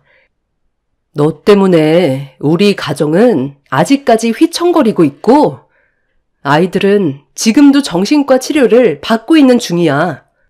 너 하나 때문에 우리 가정은 무너져 버렸다고. 나 참, 아이들까지 있었어? 그럼 자식 있는 남자를 건드렸다는 거야? 너네 앞에서는 참한 척 하더니만 절대로 해서는 안 되는 일들을 저질렀었단 말이지? 좋게 넘어가려 했는데 안 되겠구만. 우리가 받은 손해가 너무 막대하기 때문에 그에 따른 위자료 소송은 당연한 거고 너는 이 바닥에서 앞으로 얼굴을 들고 다니지 못할 테니까 각오하는 게 좋을 거야. 이거 놓지 못해? 내 다리 붙잡아봤자 소용없다니까. 너는 사람 잘못 건드렸어. 세상이 아주 만만하지? 사모님은 상간녀를 일으켜 세우더니 양뺨에 수차례 손을 올려 붙였고 얼굴이 퉁퉁 부어오른 상태에서도 상간녀는 그 집안의 며느리로 들어가야 된다면서 손이 발이 되도록 빌고 있었어요. 그런데 갑자기 현관문이 스르륵 열리더니 고개를 내밀고 들어온 한 남자와 눈이 마주쳤어요. 충격적이게도 전 남편이었습니다. 혜인아, 너 이게 무슨 꼴이야? 왜 울고 있는 건데? 그리고 얼굴에 손바닥 자국은 또 뭐고? 저기요, 아줌마. 그쪽이 우리 혜인이 이렇게 만들었어요? 그 짝이에 가정을 버리고 바람 피운 사람이구만. 딱 봐도 여자들한테 엄청 찝쩍거리게 생기긴 했네. 끼리끼리 논다더니 정말 둘이 딱 어울리는 한 쌍이네. 아침부터 나한테 찾아온 이유가 뭐야? 저 여자한테 아직까지 미련이 남아있었으면서 나랑 다시 잘해보겠다고 울고 짜고 했던 거 전부 다 연기였던 거야? 나한테는 혜인이가 내 삶의 전부라고. 당신이 이런 상황을 만든 거지. 남의 집에 함부로 들어오면 주거 침입죄에 걸린다는 거 몰라? 당장 고소 진행할 거라고. 고소? 이 집에 들어온 건 어디까지나 합법이고 당신이 지금 관여할 문제는 아니니까 그만 빠져주지 그래. 괜히 피해보지 말고 조용히 나가는 게 좋을 거야. 저기요, 아줌마. 저는 혜인이랑 절대 헤어지지 않을 거고 제 여자입니다. 그러니 여기에서 멈춰 주시죠. 그쪽 며느리로 받아들이지 않으면 된 거잖아요. 우리가 피해본 금액이 얼마인데 그만하게 생겼어요? 쓸데없이 참견하지 말고 상관없는 사람은 빠져주는 게 좋을 것 같은데 괜히 불통 튑니다. 뭐라고요? 지금 한번 해보자는 거예요? 이 노인네가 가만히 있으니까 사람 무서운 줄 모르고 인생 망치고 싶어서 작정했지. 여기에서 그만하라고 했잖아. 전 남편은 갑자기 사모님의 어깨를 밀쳐대면서 화를 내기 시작했어요. 이성을 잃어버린 남편이 너무 강하게 밀쳤는지 사모님은 뒤로 넘어져 버리게 되었고 그걸 본 저와 상간녀는 경악을 하고 말았습니다. 상간녀는 전 남편한테 정신 나갔냐고 강하게 밀친 뒤 사모님의 몸 상태를 살피고 있는데 넘어진 사모님은 상간녀 보고 비키라면서 발로 밀어 버렸어요. 그리고 넘어진 몸을 일으키더니 어딘가에 전화를 걸었고 잠시 뒤 덩치 있는 사람들이 상간녀의 집으로 우르르 몰려 들어왔습니다. 순식간에 분위기에 압도되어 버린 상간녀와 전 남편은 아무 말도 하지 못한 채 불안에 떨고 있었는데 사모님은 받은 만큼 돌려주는 게 서로에 대한 예의 아니냐면서 어디론가 데리고 가려 하자 그제서야 사태 파악이 됐는지 전 남편은 그 자리에 털썩 무릎을 꿇더니 용서를 구하기 시작했어요. 제가 높으신 분을 몰라 뵀던 것 같습니다. 정말 죄송합니다. 잠깐 정신이 나갔던 것 같은데 제가 큰 실수를 저질렀던 것 같네요. 한 번만 용서해 주세요. 어머니, 앞에 두 번 다시 나타나지 않을 테니까 이번만 넘어가 주시면 안 될까요? 다시는 그 사람 앞에 나타나지 않을게요. 제발 여기에서 멈춰 주세요. 멈출 생각이었으면 저 사람들 부르지도 않았어. 너희들이 저지른 행동에 대한 대가는 치러야 하는 건 당연한 거 아니야? 그럴 거면 덤비지를 말던가. 사모님은 제 손을 잡더니 덕분에 자기 아들 인생 구할 수 있었다며 도와줘서 고맙다는 말을 끝으로 상간녀와 전 남편을 데리고 어디론가 사라져 버렸습니다. 전 남편은 저를 애타게 부르면서 도와달라고 했지만 제가 도와줄 이유는 전혀 없었어요. 그렇게 한바탕 난리가 난 뒤 그날 이후로 상간녀와 전 남편의 소식은 듣지 못하고 있었죠. 그런데 며칠 뒤 한동안 부동산에 오지 않으셨던 사모님께서 찾아오셨어요. 갑자기 찾아오셔서 놀란 상태로 인사를 드리며 차를 대접해 드렸죠. 그동안 잘 지내고 있었어요? 나는 요 며칠 중요한 일 몇 개 처리하느라 정신없이 지내고 있었는데 처음 봤을 때보다 얼굴빛이 좋아졌네. 저도 이제 과거에 있었던 일들은 털어버리고 열심히 살아야죠. 지금은 걱정거리가 없어져서 마음이 한결 편해졌어요. 사모님은 잘 지내고 계셨어요? 아휴, 말도 마. 일 처리하는 게 쉽지 않다니까.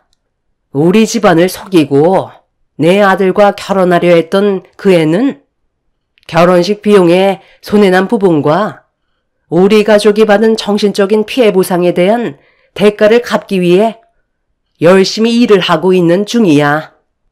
아마 적성에 맞을 거야. 눈웃음 잘 치고 남자들 꼬시는 능력은 워낙 탁월하니까 딱 맞는 직업을 가지게 해줬지. 우리가 손해본 피해 금액만 청산하면 그때부턴 자유의 몸이지만 그 전까지는 건물 밖으로 한 발자국도 못 움직일 거야. 그리고 자네랑 살림 차렸던 그 남자는 죽어도 그 여자랑 떨어지지 않겠다네. 그래서 그 여자가 나한테 진 빚을 청산할 때까지 붙어 있으라고 그랬어. 나는 무상으로 직원이 둘이나 생기게 된 거지. 자신들이 저지른 행동에 대한 대가는 치러야 하잖아. 그리고 덕분에 내 아들 인생 구해줬으니 나도 그만한 보답을 해주고 싶어서 얼마 되진 않지만 아이들 키우는데 도움 좀 될 것 같아서 좀 챙겨왔으니까 부담 가지지 말고 받아줬으면 좋겠어요. 사모님의 아들과 결혼을 하려고 했던 상간녀는 결혼식 준비까지 거의 다 끝난 상태였지만 제가 모든 진실을 밝혀버리자 그에 따른 손해난 금액이 상당한 거액이라는 걸 알게 되었고 상간녀 집안에서도 바람피웠던 사실을 숨기고 있었다는 걸 알게 된 사모님은 손해배상을 청구했지만 상간녀의 부모님들까지도 알게 되면서 교사로서 유부남을 만난 딸을 용서할 수 없다며 내쳐버린 것 같았어요. 상간녀가 교사로 있던 학교에까지 소문이 금방 퍼져서 학부모들의 반대 의견으로 교사직까지 내려놓게 되는 상황이 온 것 같았죠. 결국 사모님이 운영하셨던 술집에서 상간녀는 일정 기간 동안 일을 할 수밖에 없었습니다. 전 남편은 그런 여자가 뭐가 좋다고 같이 술집에 들어가 일을 하게 되었던 거죠. 제가 도움을 줬다는 이유 하나만으로 사모님은 저에게 어느 정도의 보상금을 쥐어 주었지만 저는 그 돈을 받진 않았습니다. 찝찝한 것보다 상간녀와 전 남편을 무너뜨렸다는 것 하나만으로 저에게는 돈보다 더 큰 걸 얻었기 때문에 사모님이 주신 돈을 받지 않았어요. 사람은 죄짓고는 못 산다는 말이 있죠. 상간녀는 자기 욕심 때문에 인생을 망치게 되었고 전 남편은 상간녀 때문에 자기 인생을 망치게 되었네요. 앞으로 저와 아이들의 인생은 행복만 가득했으면 좋겠습니다. 제가 바라는 건 그거 하나뿐이네요. 제 사연 들어주신 분들 감사합니다. 안녕하세요. 저는 30대 중반 여자입니다. 얼마 전에 저희 부모님께서 갑작스런 사고로 세상을 떠나셨습니다. 전혀 상상조차 하지 못했던 사고라 지금도 현실을 받아들이기가 너무 힘든 상황입니다. 그런데 이런 아픔을 가지고 있는 저에게 더 큰 상처를 준 사람들이 있습니다. 바로 시댁 식구들 때문인데요. 제가 사연을 신청하게 된 이유도 그 사람들의 상식 이하의 행동들이 저를 여기까지 오게 만들었습니다. 2달 전에 저희 부모님께서 즐거운 여행을 마치시고 집으로 돌아오시던 중이셨는데 갑자기 튀어나온 고라니를 피하려다가 중심을 잡지 못한 채 비틀거리는 차량을 제어하지 못한 아빠는 결국 차량이 전복되어 버렸고 그 사고로 2분 다 한날 한시에 세상을 떠나게 되셨습니다. 정말 믿을 수 없는 일이 저에게 닥치게 된 거였죠. 그렇게 장례를 치르는 사이 시부모님께서 장례식장을 방문해 주셨고 시모는 저에게 천천히 다가오시더니 제 손을 꼭 잡으셨어요. 어두운 얼굴을 하며 저를 바라보시는데 손에서 무언가가 느껴져 손바닥을 펼쳐봤더니 제 손에 쥐어진 건 꼬깃꼬깃한 10,000원짜리 3장이 올라가 있었어요. 저는 시모의 행동을 이해할 수가 없어 아무 말 없이 시모를 쳐다보았죠.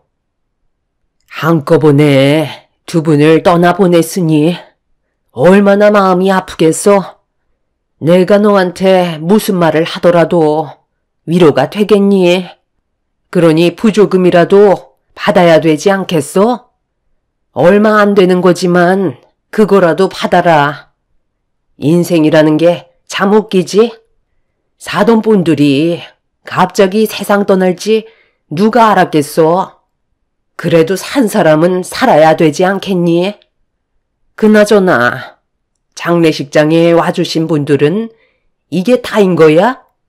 두 분 다 그동안 인간관계가 별로 좋지 않았었구만.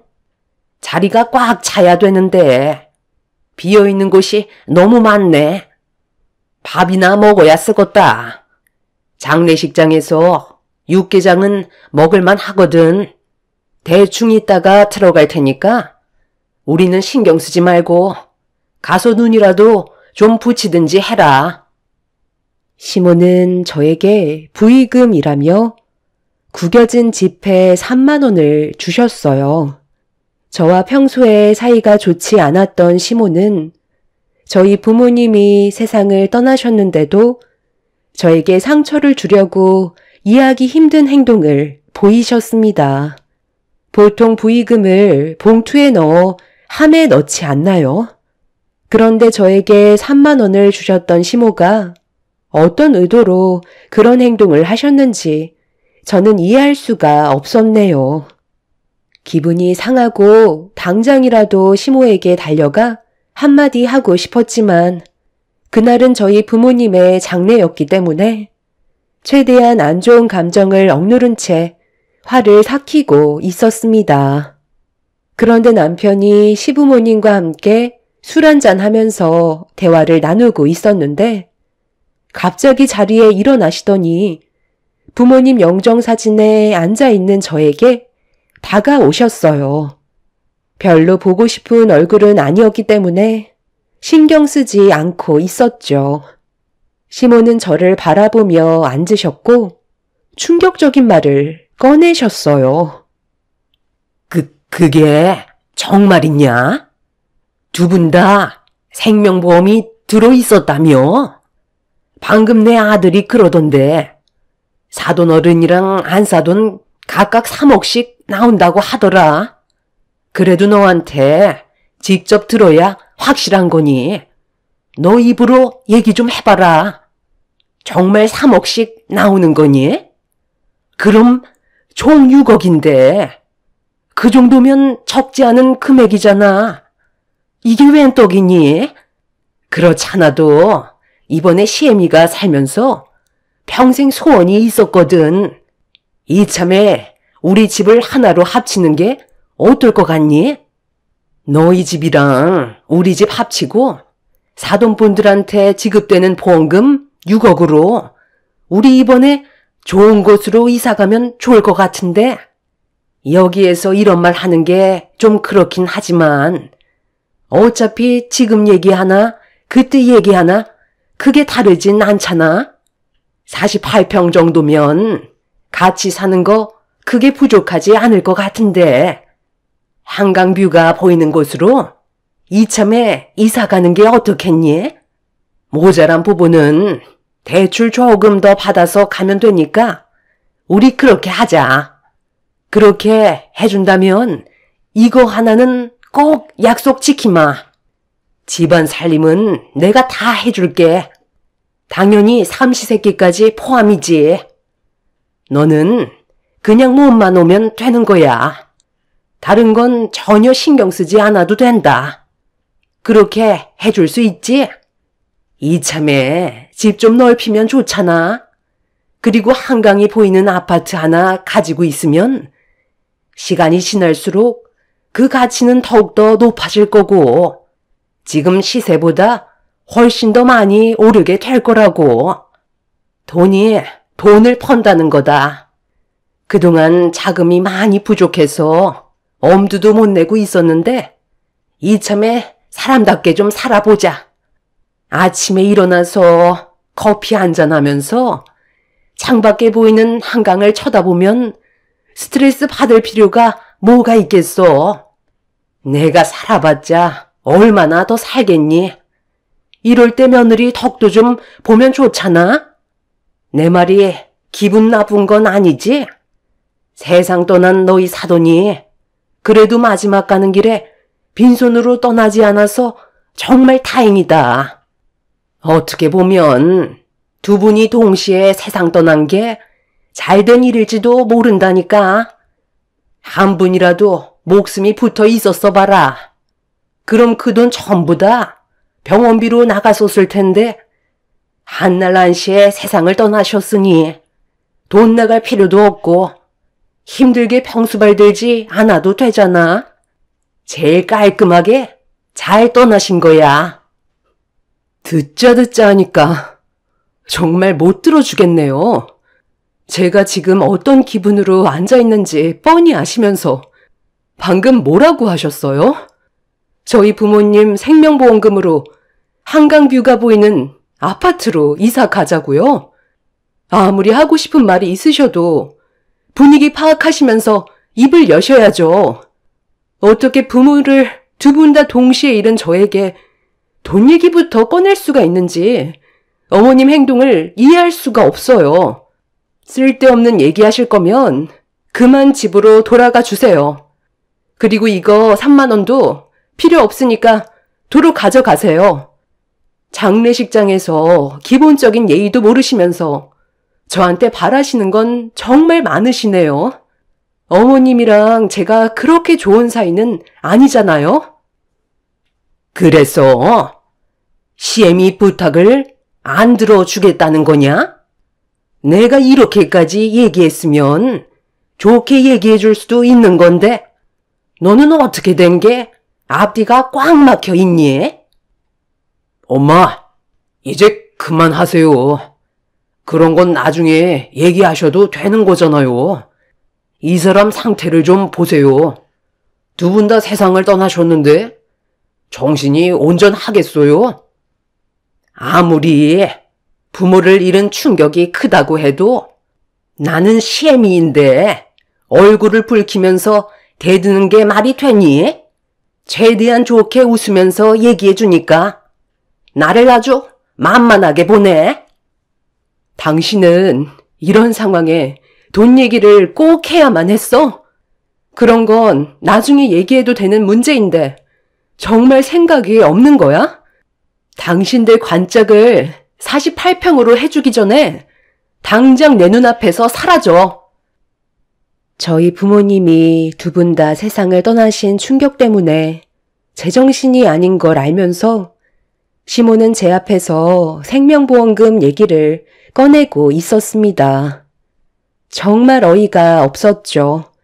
그 돈으로 한강이 보이는 아파트로 이사를 가자는 시모의 말은 더 이상 화를 참지 못하게 만들었고 결국 이성을 잃어버린 상태로 부모님의 장례식장에서 난리를 치고 말았습니다. 제가 정신 나간 여자처럼 분노하자 시모는 그런 저를 보며 많이 당황스러우셨는지 급하게 자리를 피해 시부와 집으로 돌아가셨어요. 당신이 힘든 건 이해하겠는데 그렇다고 우리 엄마한테 꼭 그렇게까지 화를 냈어야만 해? 일단 좋게 얘기할 수도 있는 거잖아. 정말 너무한 거 아니야? 내가 너무하다고? 당신이야말로 정신 나간 거 아니야? 누구보다 조심해야 될 사람이 분위기 파악 못하고 생명보험금 얘기를 꺼내? 상식적으로 지금 상황에서 그런 말을 해야 되는 게 맞는 거냐고. 당신 때문에 이런 일이 벌어진 거 아니야. 어머님이 나한테 오자마자 뭘 주셨는지 알아? 펴지지 않을 정도로 구겨진 10,000원짜리 3장을 내 손에 쥐어 주시더라. 장례식장 한두 번 다니신 것도 아니실 텐데 왜 그런 행동을 보이셨을까? 우리 집안을 그만큼 무시하고 있다는 거잖아. 그러니까 그런 식으로 행동하신 거 아니야? 그래도 나는 열을 올리지 않고 힘들게 참고 있었어. 부모님 장례식이니까. 그런데 맨정신으로 버티는 것조차 힘들어하는 나한테 부모님 생명보험금으로 한강 뷰가 보이는 아파트로 이사 가자는데 내가 화가 안 나겠어? 입장을 바꿔놓고 생각을 해봐. 당신 부모님이 세상을 떠나셨는데 보험금 나온 걸로 좋은 집으로 이사 가면 좋을 것 같다고 당신 앞에서 웃으면서 설득시키려 한다면 기분이 좋을 것 같아? 남편은 화를 내고 있는 저에게 더 이상 아무 말도 하지 못하고 있었어요. 누구라도 제 입장이었다면 화를 내는 건 당연한 거였으니까요. 남편은 제가 하는 말에 제대로 된 대답조차 하지 못하더니 점점 말수가 줄었고 결국 남편도 장례식장에서 나가 버렸습니다. 그날 부모를 떠나보낸 슬픔과 시댁 식구들의 생각 없는 행동들 때문에 저는 오열을 하고 말았었죠. 그렇게 부모님의 장례가 끝이 나는 동안 남편은 한바탕 난리를 친 이후 장례식장의 모습을 드러내지 않았어요. 그때 확실히 알 수 있었던 건 이 집안 사람들과는 함께 살 수 없겠다는 거였고 남편과의 관계도 정리하고 싶은 마음이 거의 확고해진 상태였습니다. 결혼 생활한 지 오래되지도 않았기 때문에 크게 미련 같은 것도 없었어요. 더군다나 저에게는 아직 아이도 없었기 때문에 남편과의 관계를 정리하는데 어려움은 없을 것 같았습니다. 저희 부모님이 살아 계셨을 때도 시댁 식구들은 저를 무시했는데 부모님마저 세상을 떠나셨으니 앞으로 저를 더 막대할 것 같았어요. 장례가 끝난 날 저는 이혼 서류를 가지고 집으로 들어갔습니다. 그런데 현관문을 열자마자 눈앞에 펼쳐진 건 남편만 있는 게 아닌 시부모님도 함께 있었어요. 그리고 잔치상을 한 상 가득 차려두신 채 뭐가 그리 기분이 좋으신지 부어라 마셔라 하고 있었네요. 제가 그 모습을 멍하니 쳐다보고 있자 저를 바라보던 시모가 비틀거리시며 자리에서 일어나시더니 저에게 천천히 걸어오셨어요. 저는 불쾌한 표정으로 시모를 바라봤고 시모는 그런 저를 뚫어지게 쳐다보시더니 갑자기 손을 올리셨네요. 너는 눈빛이 아주 마음에 안 들어. 누구 닮았네 했더니 너희 안 써둔 눈빛이랑 똑같이 생겼네. 아마 성격도 거의 비슷했지. 부모 잘못 만나면 자식까지 성격을 버린다더니 그 말이 100번 옳은 것 같다. 너는 무슨 애가 그 모양이냐? 어른을 봤으면 인사부터 해야지. 어디서 눈을 치켜 세우고 있어? 너는 내가 우습니? 날이 가면 갈수록 아주 더 막 나가려 들고 있어. 장례식장에서 나한테 보였던 행동에 대해 무릎 꿇고 손이 발이 되도록 빌어라. 뭐라고요? 제가 왜 어머님한테 무릎을 꿇어야 되는 거죠? 잘못을 한 게 없는데 왜 욕을 먹어야 하는지 이유를 모르겠네요. 오히려 어머님이 저한테 사과를 하셔야죠. 저희 부모님 장례식장에서 그 난리를 쳐놓고 가셨으면서 저한테 조금도 미안한 감정이 안 드시는 거예요? 저는 오늘 저 사람한테 이혼 통보하려고 온 거예요. 더 이상 이 집안 식구가 되고 싶지 않거든요. 당신만 사인하면 돼. 그럼 우리 관계도 여기서 끝이야. 당신도 그걸 원하는 거잖아. 내가 왜 이혼을 해줘야 되는 거지? 나는 전혀 그럴 생각 없는데. 타당한 이유가 없잖아. 오히려 상처는 우리가 더 크게 받았다는 거 몰라? 대화를 하다 보면 궁금한 거 물어볼 수도 있는 거지. 그거 가지고 그 난리를 피워서 상황을 이 지경으로 만들어? 우리 엄마가 한강뷰에서 살고 싶다고 말도 못해? 그래, 내 아들 잘한다. 나도 이참에 한번 그런 곳에 살아보고 싶었던 것 뿐이다. 그 돈 어차피 통장에서 썩고 있을 거잖아. 그래서 시엠이 손 좀 들어달라고 했던 건데 네가 이렇게까지 난리칠 줄은 정말 꿈에도 몰랐다. 그동안 시엠이를 얼마나 만만하게 봤으면 장례식장에서 많은 사람들이 보는데 삿대질을 하면서 화를 낼 수가 있는 거니? 옛날 같았으면 너는 뼈도 못 죽였어. 쓸데없이 고집 부리지 말고 당장 나한테 사과부터 해라. 그렇지 않으면 이 집에서 발도 들이지 못할 줄 알아. 알겠니? 아들, 너도 제대로 된 사과 받기 전까지는 절대 용서해주면 안 된다. 이참에 확실하게 버르장머리를 뿌리 뽑아야 돼. 시모와 남편은 저보다 더 흥분해서는 술기운을 빌려 더욱더 난리를 치고 있었어요. 이런 사람들과 조금이라도 함께 있고 싶지 않아 제 방으로 들어가 짐을 챙기기 시작했어요. 어차피 조용하게 이혼이 성립되지 않을 거라는 거 잘 알고 있었기 때문에 소송으로 갈 생각을 가지고 있었습니다. 제가 시부모와 남편을 무시하고 짐을 챙기기 시작하자 남편은 제가 싸던 짐들을 빼앗아 밖으로 집어던지기 시작했어요. 시부모님한테 용서를 구하는 게 먼저 아니냐면서 점점 더 목소리를 높이고 있었죠.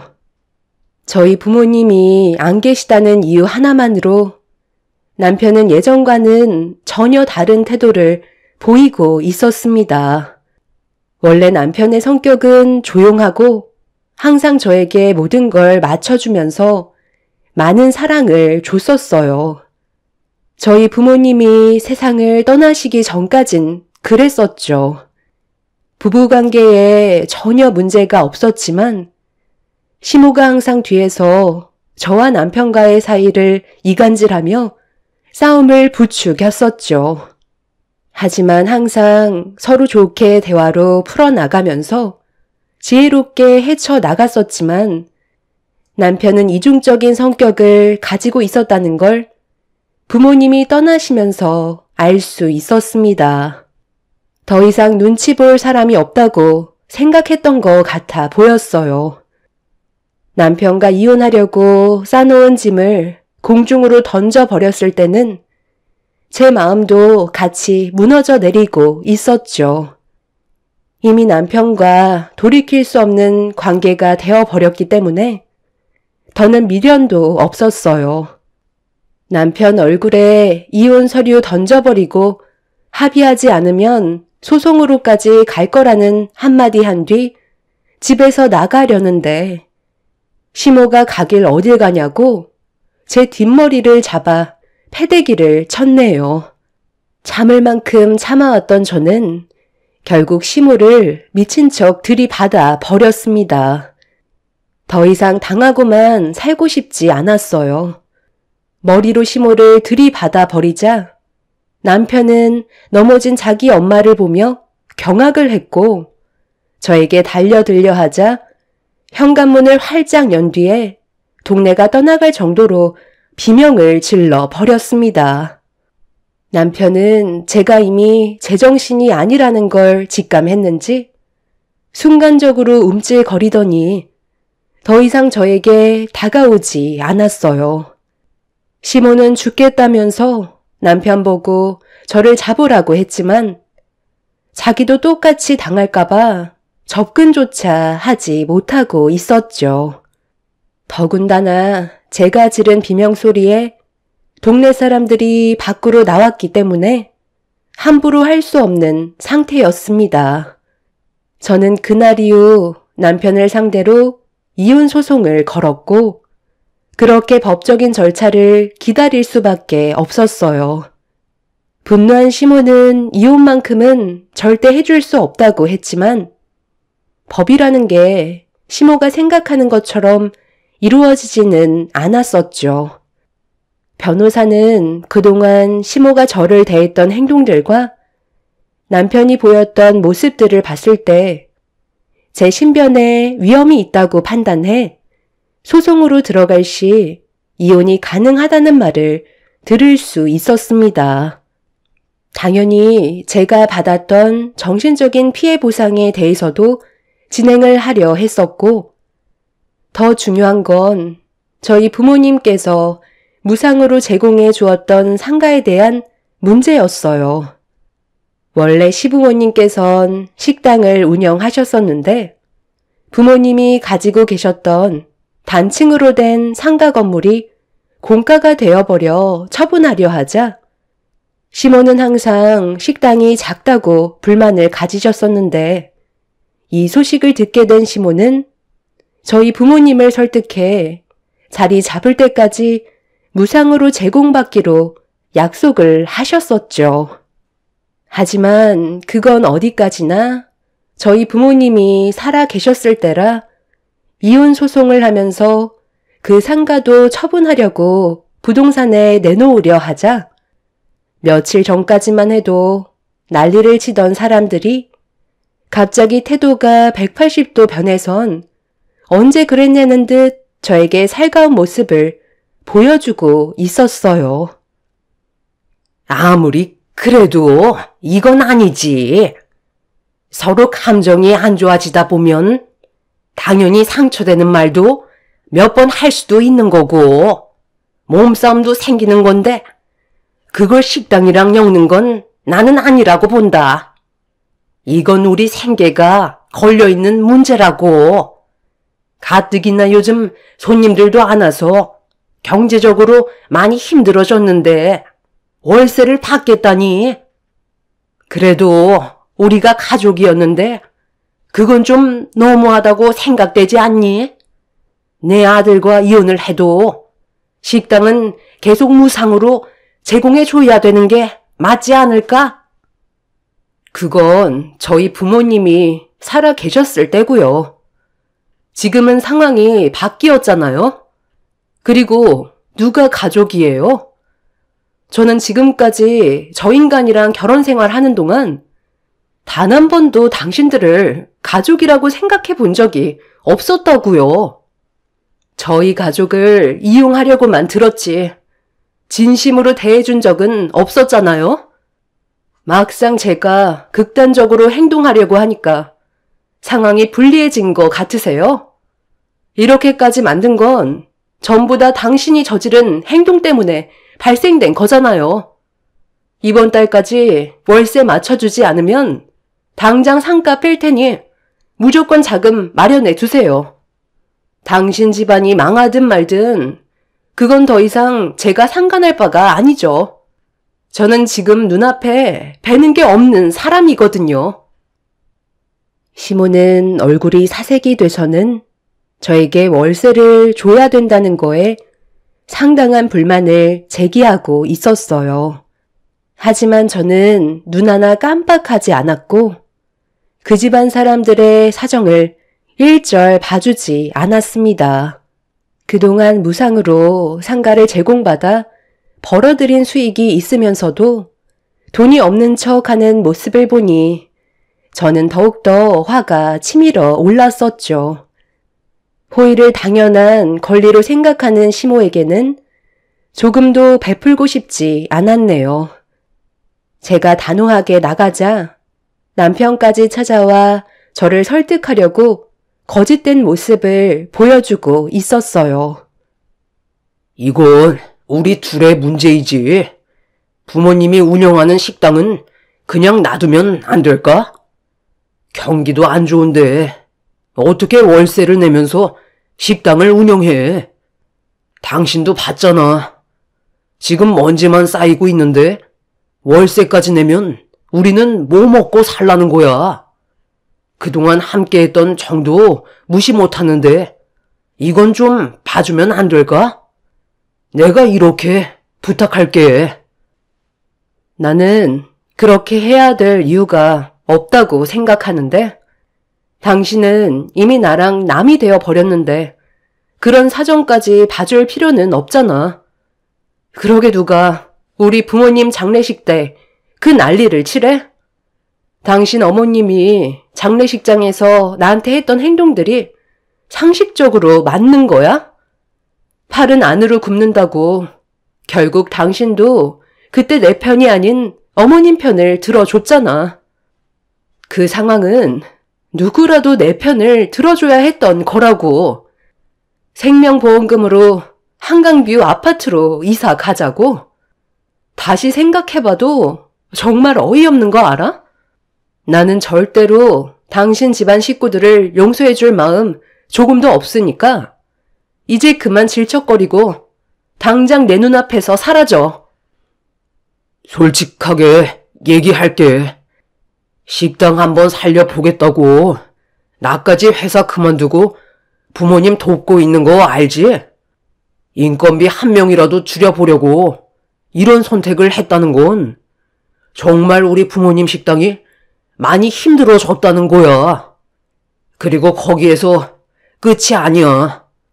얼마 전에 우리 집에 압류 스티커 붙었어.